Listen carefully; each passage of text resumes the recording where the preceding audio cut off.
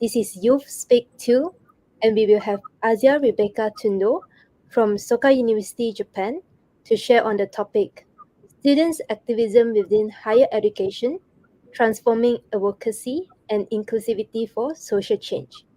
And I will pass the time now to Asia.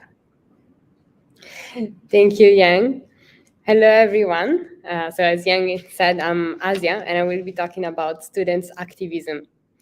So in the past days, actually, I've been thinking a lot about this. And since this is my current research topic, I have, a lot of articles and big names and scholars that I could quote here today. But then I decided to stop for a moment and think about the theme of this conference, which is transformative education, right? So then I asked myself, when is education transformative for me? And my answer is education is transformative when I can express myself, when I can be myself. And then, education for human and planetary flourishing. So again, I ask myself, so when do I feel like I'm flourishing, and when do I feel like my environment is, I can contribute to the flourishment of my environment? And then again, it's when I can, connect with my inner self and discover what I'm capable of. And so in that sense, once I'm connected, I can contribute to my environment. And so here I reconnect with my topic, which is students with non-conforming identities and their activism. Because for students with non-conforming identities, that, those two simple answers that I gave just now, they don't really work. Because, imagine you have a majority of students, and then non-conforming means you kind of stand out, right? You're marginalized. And so in that case, being yourself, that's the hard part, right? So when I say activism here, we may have many different images of what is activism. And myself, I used to think of activism as something, like students demonstrating or, asking for a policy change, and this, 1968 type of activism, which is for sure out there. But what I'm talking about today is a type of activism that I interpret as empowerment and really recognition of what you're capable of. So, really like feel like you can get in touch with that potential that education should give you. And so in that sense, once you get in touch with that, education becomes truly transformative. And so I said I wasn't going to talk about theories, but I'm going to mention just two concepts. And one is genderism and one is whiteness. So genderism is when society is seen as a binary, right? You have male on one side and female on another side, and there's nothing in between, only two aspects. And whiteness, whiteness is when, everything that is Western, everything that was made by, white individuals, that's considered the type of knowledge that you should be studying. So in that sense, curricular, even school buildings, they can be covered in whiteness. In a sense, it's, you can imagine kind of like a paint, and, everything is painted in whiteness, right? And so I'm going to make it personal. And if you look at me, I have kind of, both. So I am gender non-conforming. So in that sense, having an education system that sees only males and females, there's a huge disadvantage. And in that sense, knowledge cannot be transformative for me. But at the same time, I'm also white. So in many cases, I have doors that open just because of the color of my skin. So I'm going to start from that, and I'm going to move on to what creates that kind of activism that I mentioned in the beginning, right? So what makes that empowerment and recognition. So again, talking about my experience. For all of my life, I grew up in the city center of Milan, very white environment. And I used to hear this sentence, just study hard, you're going to succeed in life. And, just be a top grade student. And so I did, and it was amazing. Everyone was praising me and a lot of excellence. And then I come to Japan for higher education. I'm currently right now studying as an undergraduate. And I used to be very feminine appearing in the beginning. So again, being white and in one of the binary, many doors that opened. And then once I decided to show up as I wanted to show up, then all of a sudden, the doors that closed were more than the ones that were opening.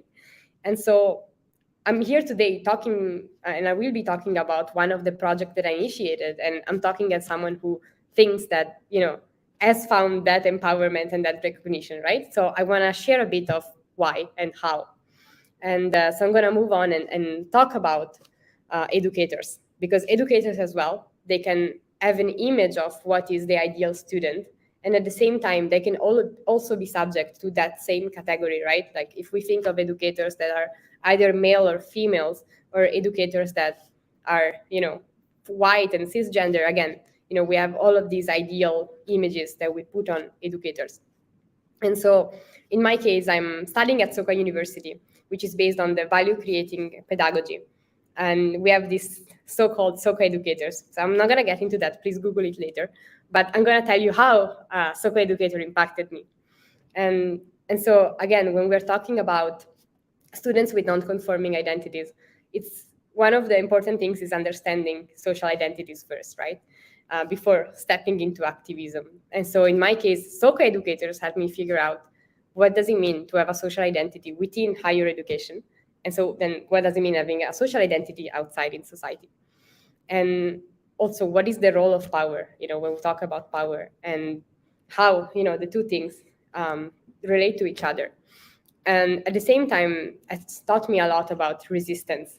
And in this case, when I talk about resistance, I talk about reclaiming one's power, right?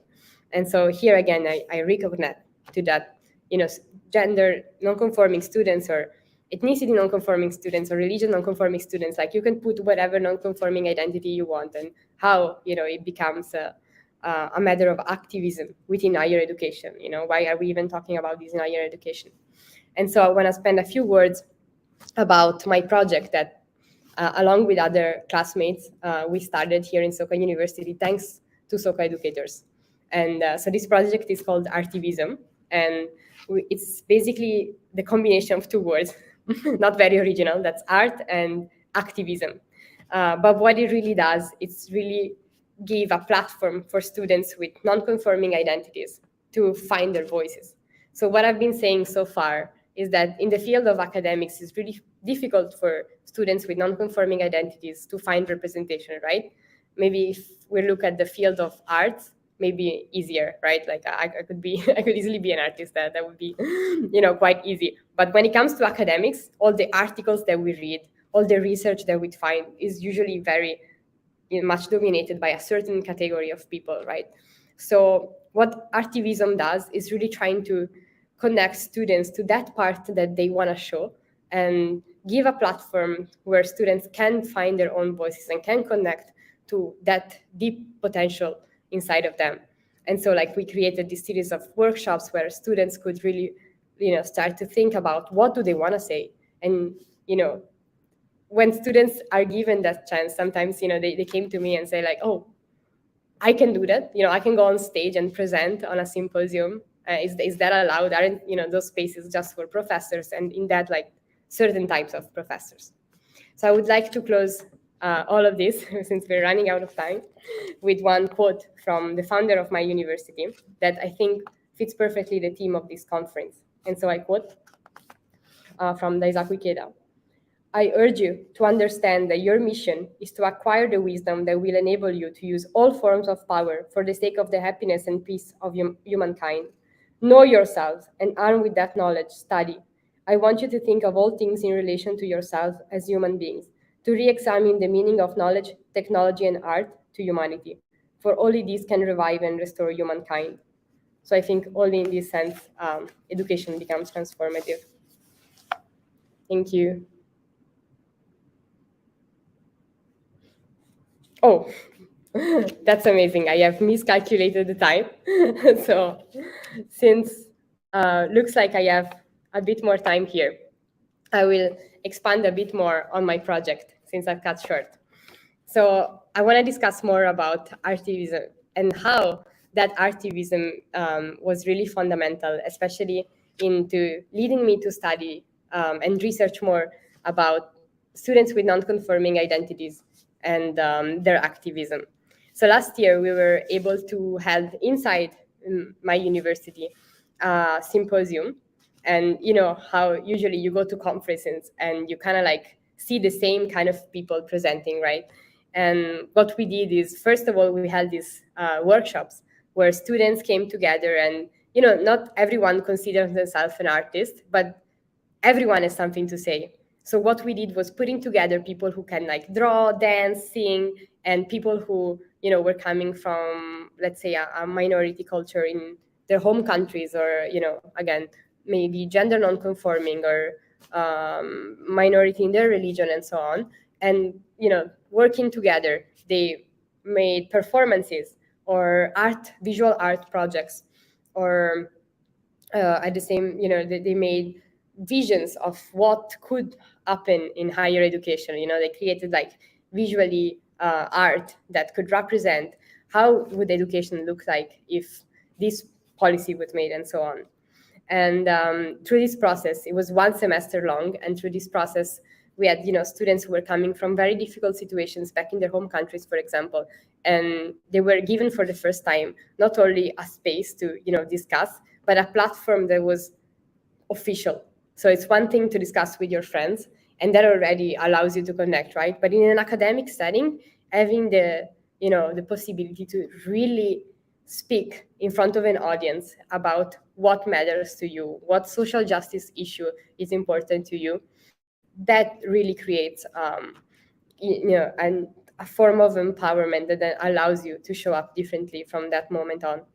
And so after a 6 months, you know, workshop and events that we have created, we had, you know, students telling us, you know, I'm gonna start making this my life mission, or I want to go back to, you know, at my university, or in the next you know, kind of mission of my life, I want to continue on this path, because it's not every day that, you know, you realize that your voice matters, and then you can actually say something in this kind of setting. And so this project, it really allowed me as well to think about my own experience, and to realize how I have been like disconnecting academics from what was that I wanted to say. So because in academics I kept seeing representation of a, you know, certain category of people, then I always thought, well, when I study, I study. So in that sense, education is not transformative; it's static. It's something that is, you know, fixated, and that's it. And there's no way that I can, you know, navigate through it.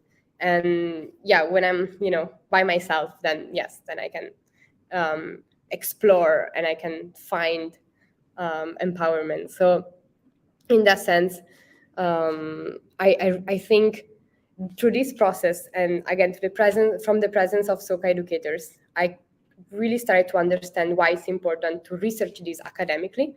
And I not only found so many articles out there that already tackle this issue, but I really realized the importance of having more literature that talks about this. Yes. Thank you. And I'm seeing one question. I can be gender non-conforming.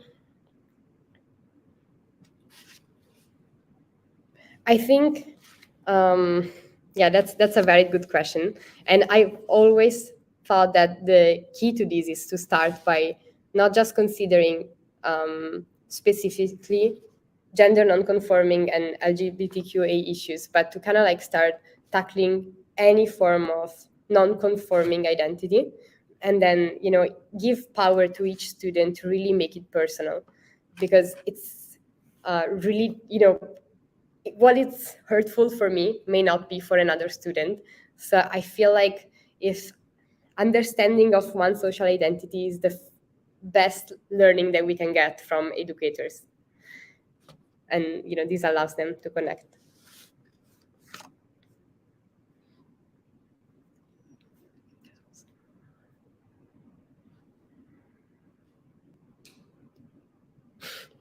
How do you think white bias will be solved? That's a very good question.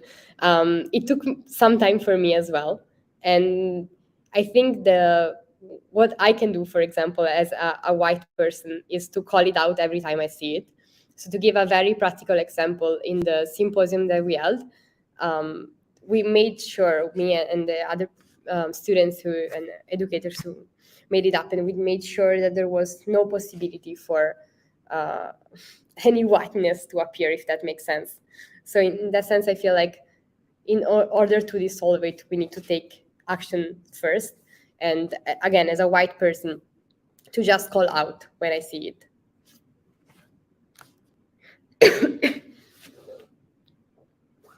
Yes.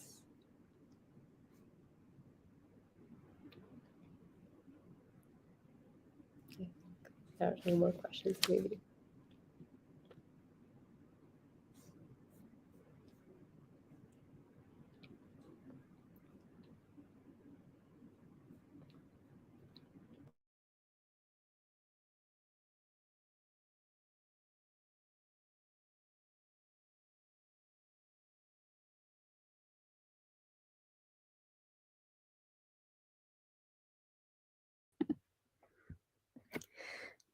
Thank you, Azia, for sharing your inspiring insights, experience that make everything so personal to us, and also thought-provoking question from participants as well. We really appreciate having you today and all our participants who attend this session. Looking forward to seeing you all in the next session. Thank you very much. Thank you.